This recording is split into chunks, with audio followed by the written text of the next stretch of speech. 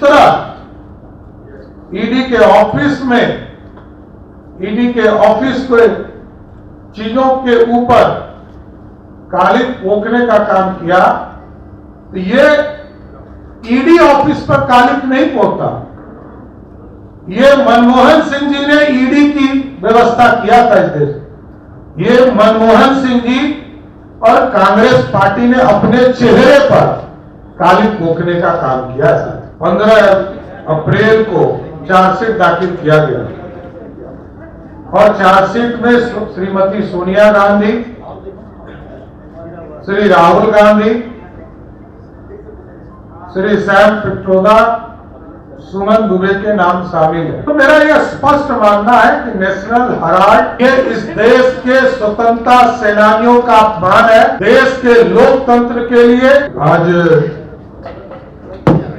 एक महत्वपूर्ण जानकारी के लिए आपके बीच में आया हूं।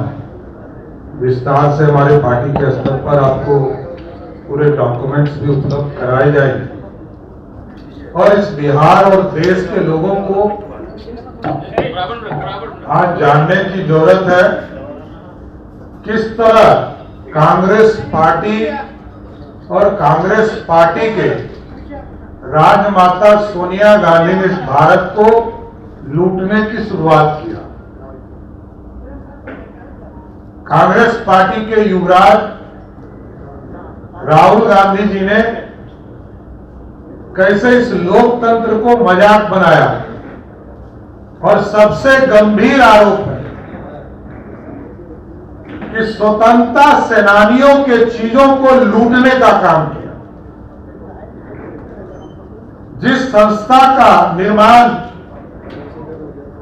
भारत के स्वतंत्रता सेनानियों ने किया, उसको भी लूटने का काम कांग्रेस पार्टी के लोगों ने किया। जिस तरह आप जानते हैं कि नेशनल हेराल्ड के माध्यम से 15 अप्रैल को चार्जशीट दाखिल किया गया और चार्जशीट में श्रीमती सोनिया गांधी, श्री राहुल गांधी,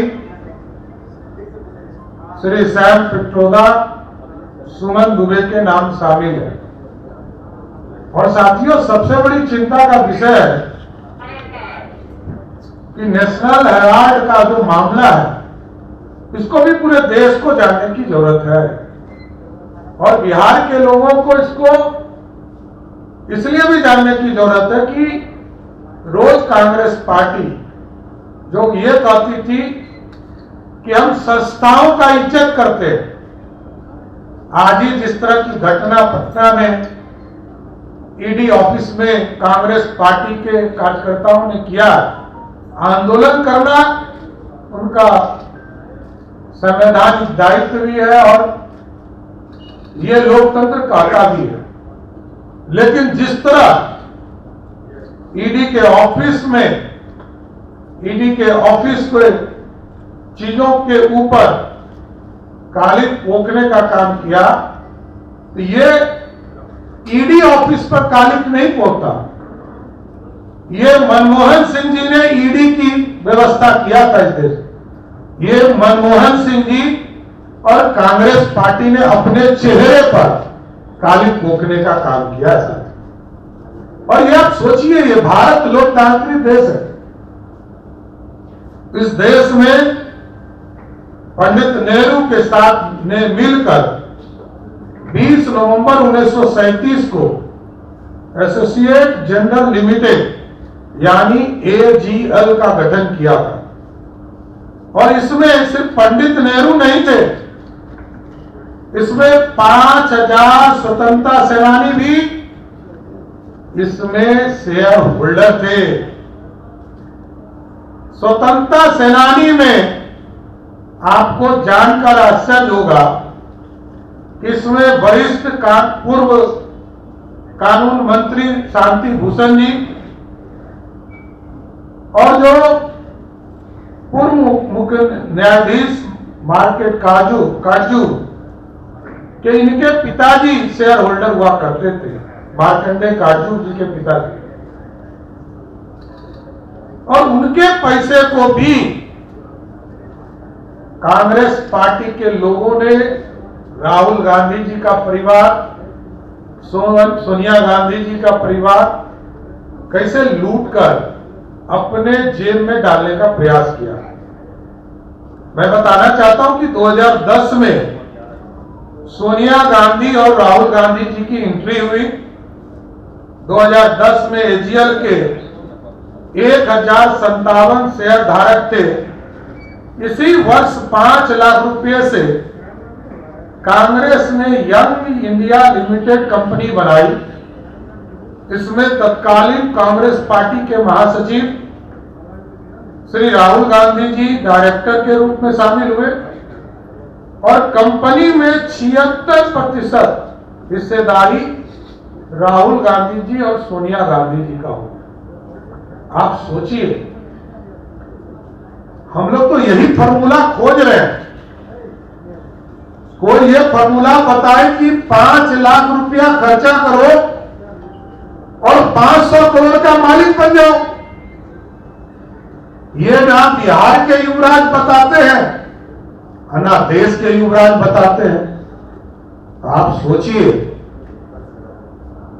इस लोकतंत्र का मजाक बनाने का काम कांग्रेस पार्टी के लोगों ने किया है। 2014 में जब आदरणीय प्रधानमंत्री नरेंद्र मोदी जी सत्ता में बैठे तो पूरी तरह ईडी जो कांग्रेस पार्टी ने बनाई है, ईडी की व्यवस्था मनमोहन सिंह जी की सरकार ने स्थापित किया और पूरी जांच की प्रक्रिया शुरू की गई। 19 दिसंबर 2015 को निचली अदालत ने इस मामले में दोनों को जमानत भी दिया और 2016 में सुप्रीम कोर्ट ने कहा केस चलता रहेगा, लेकिन आरोपियों को सदैव उपस्थिति से छूट दी गई। तो मेरा यह स्पष्ट मानना है कि नेशनल हेराल्ड ये इस देश के स्वतंत्रता सेनानियों का अपमान है, देश के लोकतंत्र के लिए ये एक तरह से विश्वासघात है और कांग्रेस पार्टी या इंडी गठबंधन में बैठे लोग 5 लाख में 500 करोड़ रुपया की आमदनी करते हैं। ये भ्रष्टाचार है, ये अपराध है। जनता के बीच में भी हम जाएंगे और न्यायालय में भी सबूत है। सबूत के आधार पर ईडी ने इस पर चार्जशीट किया और इस पर कार्रवाई करने के लिए न्यायालय को समर्पित करने का काम किया है।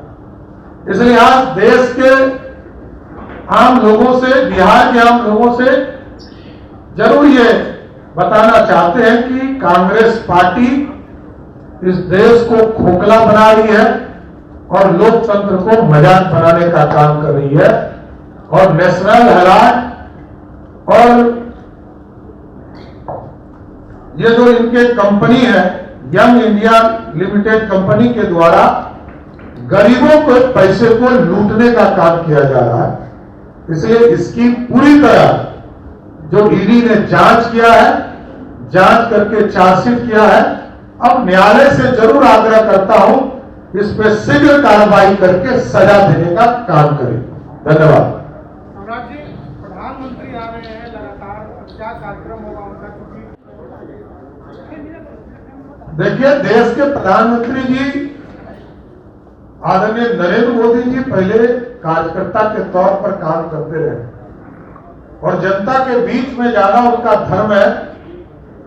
और हमारे नेता पर हम लोगों को गर्व है कि हमारे नेता जनता के बीच में जाकर उनकी समस्या को सुनने का काम करते हैं और जनता के बीच में जो वो काम कर रहे हैं उसको भी जनता के प्रति समर्पित करने का काम करें। मैं प्रधानमंत्री जी को धन्यवाद देता हूं कि बिहार को समय दे रहे हैं और लगातार समय दे रहे हैं। 2014 से अभी तक कितनी बार आए हैं उसकी गिनती बताना मुश्किल है। 100 से अधिक बार देश के प्रधानमंत्री जी बिहार आ चुके हैं। ये प्रचारक है कि बिहार से उनका अपना लगाव, और बिहार की जनता भी दिल खोलकर आदरणीय प्रधानमंत्री नरेंद्र मोदी जी को साथ देती है। पहले 32 सीट, फिर 39 सीट, फिर 30 सीट, लगातार जनता का भी प्यार अपार मिलता रहा। इसलिए वो जनता के बीच में आते हैं। कई काम पूरे हो रहे हैं। पंचायती राज दिवस के स्तर पर पूरे राष्ट्र को संबोधित करेंगे मधुबनी से, कई योजनाओं की शुरुआत करेंगे। हम लोगों ने आग्रह किया है कि 4 मई को बिहार की सरकार ने, आदरणीय मुख्यमंत्री नीतीश कुमार जी ने 4 मई को खेलो इंडिया यूथ गेम्स का शुरुआत होने जा रहा है, उस कार्यक्रम में आने का भी आग्रह किया। तो कई चीजें हैं, एयरपोर्ट बन रहे हैं, एक्सप्रेसवेज के निर्माण शुरू हो रहे हैं, सभी में प्रधानमंत्री जी का विशेष सहयोग मिल रहा है। सिर्फ एक सेक्टर को आप उठा लीजिए तो आप समझिए कि एयर ट्रैफिक में जहां 2005 में 2.5 लाख लोग एयर ट्रैफिक से दूसरे प्रदेशों में जाने का काम करते थे, आज वो बढ़कर लगभग 46 लाख लोग ट्रेवल करते हैं बिहार से। और ये कल्पना आदरणीय प्रधानमंत्री जी ने तय किया है कि सिर्फ पटना एयरपोर्ट से अगले 15 दिनों में 1 करोड़ लोग यात्रा कर पाएंगे। इसके साथ साथ 10 नए एयरपोर्ट का निर्माण, छोटे और बड़े एयरपोर्ट के निर्माण का काम चल रहा है। इसलिए साथियों, नरेंद्र मोदी जी की सरकार लगातार जनता के भलाई के लिए काम कर रही है, उनके विकास के लिए काम कर रही है, और दूसरे तरफ कांग्रेस पार्टी और राष्ट्रीय जनता दल भारत और बिहार को लूटने में लगे।